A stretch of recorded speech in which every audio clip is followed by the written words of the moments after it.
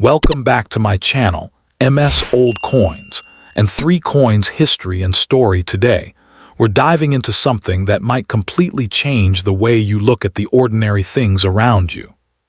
First up, imagine reaching into an old drawer, a forgotten jar, or even your pocket, and pulling out a small silver coin that most people would ignore without a second thought.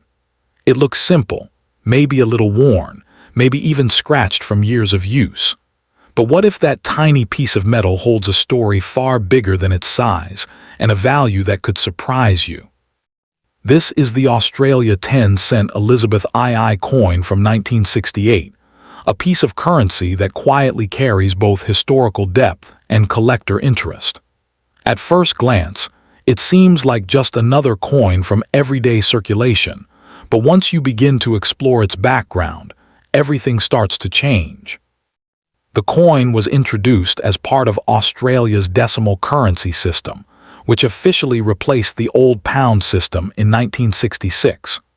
By 1968, the country was still in the early years of this new system, making coins from this period especially meaningful as part of a national transformation in how money was used and understood.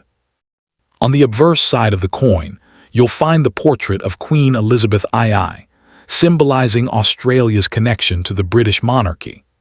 This design reflects not only the country's political heritage, but also a specific era in time when the Queen's image was evolving across different coin series worldwide. The reverse side features the iconic lyrebird, a native Australian bird known for its incredible ability to mimic sounds. This design was created by Stuart Devlin, and it remains one of the most recognizable and admired images in Australian coinage. The fine detail of the feathers and the elegance of the bird make it stand out to collectors. What makes the 1968 version particularly interesting is its place in the early production years. Coins from this period often carry subtle differences in strike quality, metal composition wear, and minting variations that can significantly impact their desirability among collectors. Over time, many of these coins have been lost, damaged, or heavily circulated, which means that well-preserved examples are becoming harder to find. This growing scarcity plays a major role in why collectors are willing to pay attention to them. Now here, where things get exciting. While millions of these coins were originally minted, not all of them survived in collectible condition. Coins that remain in near-perfect or uncirculated condition can command surprisingly high prices in today's market. Collectors are always searching for coins that combine age, historical importance, and condition. The 1968 Australian 10-cent coin checks all 3 boxes, making it a strong candidate for increasing value over time. There are also cases where specific coins show unique characteristics such as sharper strikes, better luster, or minimal contact marks. These factors can elevate a coin from being ordinary to highly desirable in the eyes of serious buyers.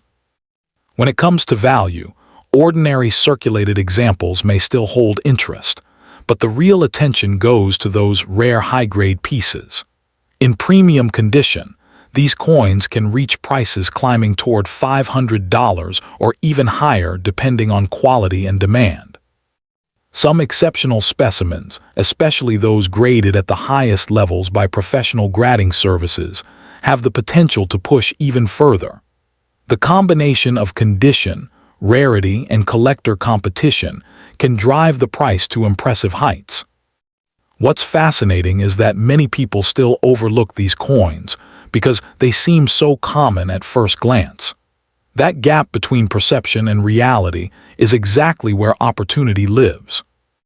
The story behind this coin is not just about money, it's about timing, history, and preservation. A coin minted during a major shift in a nation's currency system carries meaning that goes beyond its face value. For collectors and even casual finders, holding a 1968 Australian 10-cent coin can feel like holding a small piece of history. And when that history aligns with collector demand, the result can be truly rewarding. So the next time you come across one of these coins, take a closer look. Check its condition, its shine, its details, because what seems ordinary could actually be something special. In a world where hidden value often goes unnoticed, coins like this remind us that sometimes the smallest Arabic alif, Arabic lam, Arabic hamza alif, Arabic sheen, Arabic yet, Arabic alif, Arabic hamza can carry the biggest surprises.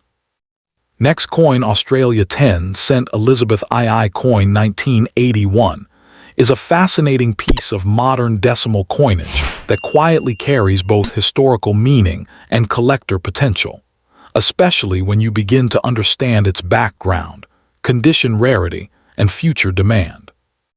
This coin was issued in 1981 as part of Australia's decimal currency system, which had already been in place since 1966, but by the early 1980s, it had become a fully stabilized monetary system used across the country for daily transactions. The coin features the portrait of Queen Elizabeth II on the front, designed by numismatics, representing Australia's connection to the British Crown during that era, while the reverse shows the elegant lyrebird design created by Stuart Dovlin, one of the most iconic designs in Australian coin history. Constant Australia, Kumut, was minted in Canberra using a copper-nickel composition, giving it durability and that familiar silver tone that many collectors recognize instantly. Constant Australia, total, around 116,060,000 coins were produced in 1981, making it a widely circulated issue at the time. But over the decades, many of these coins have been lost, damaged, or heavily worn. Constant Australia, in this is where the story becomes interesting, because while millions were made, very few remain today in truly high-grade condition, and that is exactly what drives collector demand.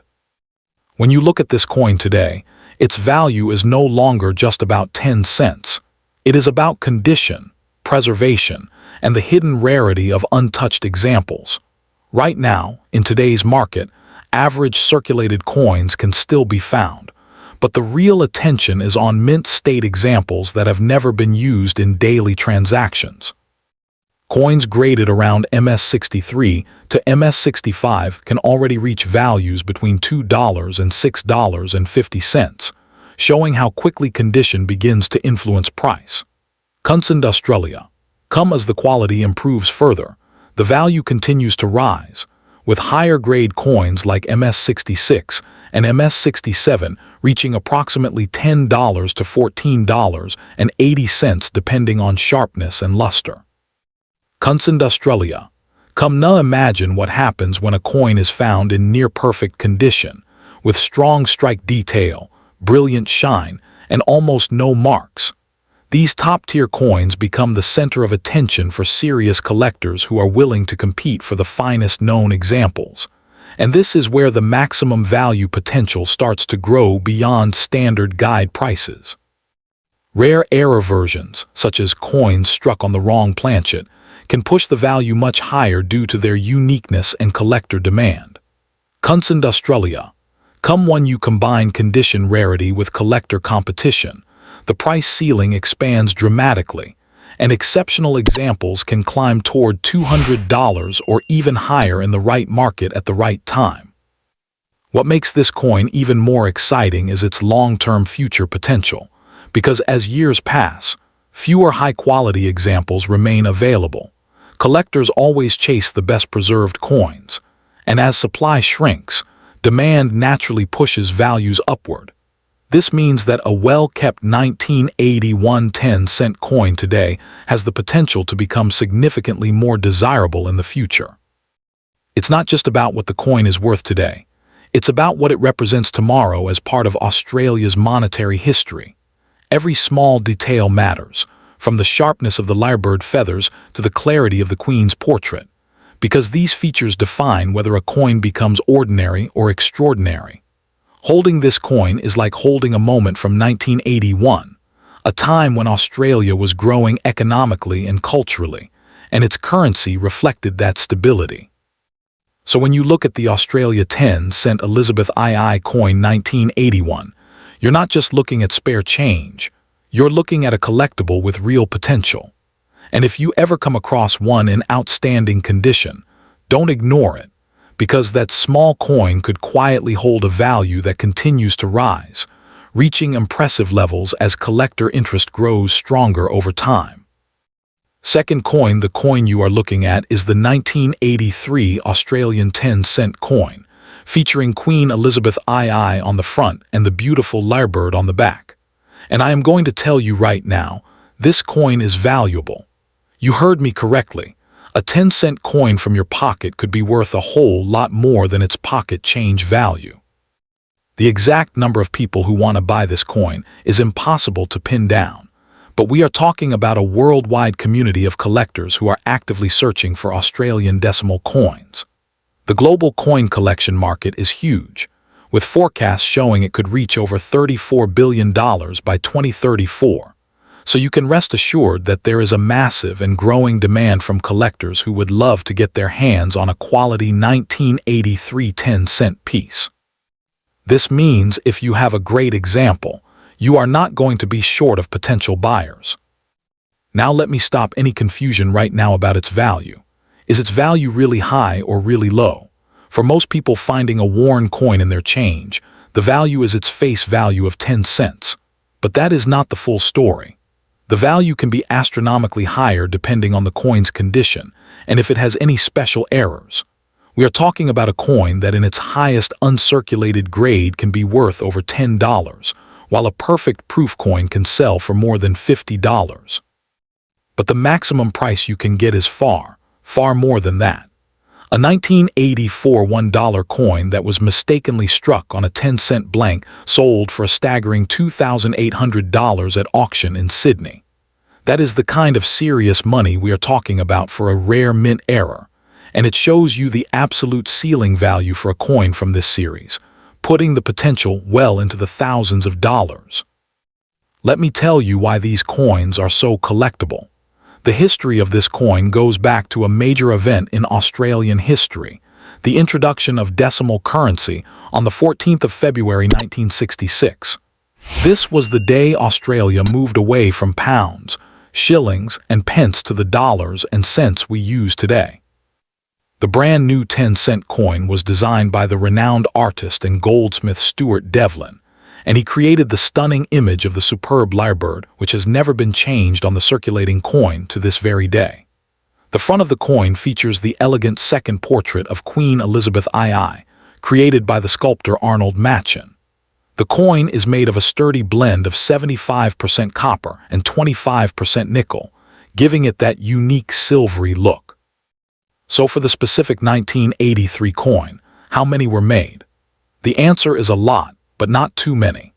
That year, the Royal Australian Mint in Canberra struck an incredible 82,318,000 of these 10-cent coins for circulation. Even though the mintage is high, the demand for coins in mint state condition is strong because so many of them got worn down in pockets and cash registers over the decades. Think of it like this. Out of over 82 million coins, the number that survived in perfect, untouched condition is incredibly small. And it gets more interesting because the Mint released a special 1983 proof version as part of a 6-coin set. The mintage of that set was just 80,000 coins in total, making it a much rarer and more desirable item for serious collectors. That proof coin is the true gem for someone looking to put together a high-end decimal collection.